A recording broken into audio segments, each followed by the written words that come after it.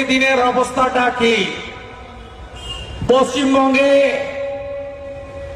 এই প্রথম আমি আমাদের রাজ্যপাল শিক্ষাবিদ মিস্টার আনন্দ বোসের মুখ থেকে শুনলাম একটা অডিও মেসেজে,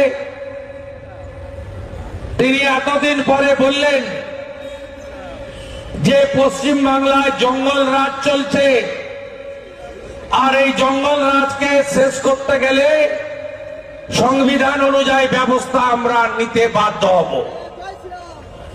আপনারা জানেন যে আমরা আজকে এখানে সভা করছি, আজকে সকাল 9টা থেকে সব চ্যানেলের পর্দায় একটাই, শেখ শাহজাহান দুর্নীতির তদন্তে ইডি এবং সিআরপিএফ শেখ শাহজাহানের সন্দেশখালীর সরবেড়িয়ার বাড়িতে যাচ্ছিল।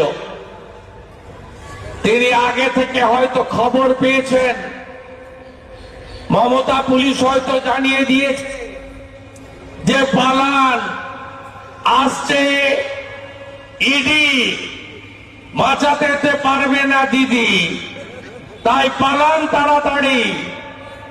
তিনি দরজা লাগিয়ে পালিয়েছিলেন, উনি তালা ভাঙছিল তদন্তকারীরা। তাদের যেভাবে গাড়ি ভাঙা হয়েছে, ইডির আধিকারিকদের মারা হয়েছে, 3 জন আধিকারিক গুরুতর আহত, অনেকে এখনো নিরুদ্দেশ।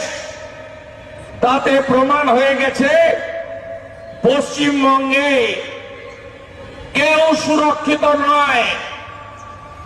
পশ্চিমবঙ্গে কোন সাংবিধানিক বডি সুরক্ষিত নয়।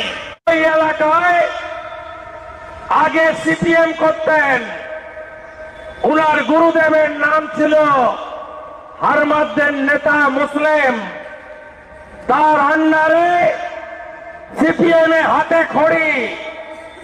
তারপরে 2013-তে তার পাঠশালায় নাম লেখানো, ডাকাত বালুর হাত ধরে।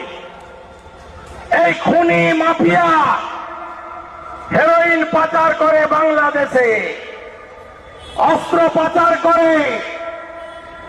আজকে তাকে বাঁচানোর জন্য এই জিনিস করা হয়েছে।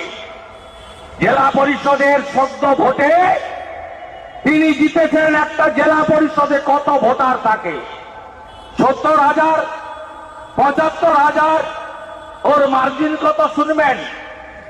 64,000 ভোটে জেলা পরিষদে জিতেছে। ওখানে গণতন্ত্রের লেশ মাত্র নেই। আপনারা ভরসা রাখুন, ভরসা রাখুন, আমরা এদের ছাড়ব না। নরেন্দ্র মোদী আছে, না খাউঙ্গা না খানে দুঙ্গা। এই মাফিয়া ডনদের রাজত্ব খতম আমরা করবই। পূর্ব মেদিনীপুর কোলাঘাটে উন্নত মানের ফ্ল্যাট, বাড়ি, অফিস ও শোরুম, ডেকোরেশনের সেরা ঠিকানা, ফেমাস ইন্টেরিয়র। অতি সত্বর যোগাযোগ করুন এই নম্বরে 8327862762।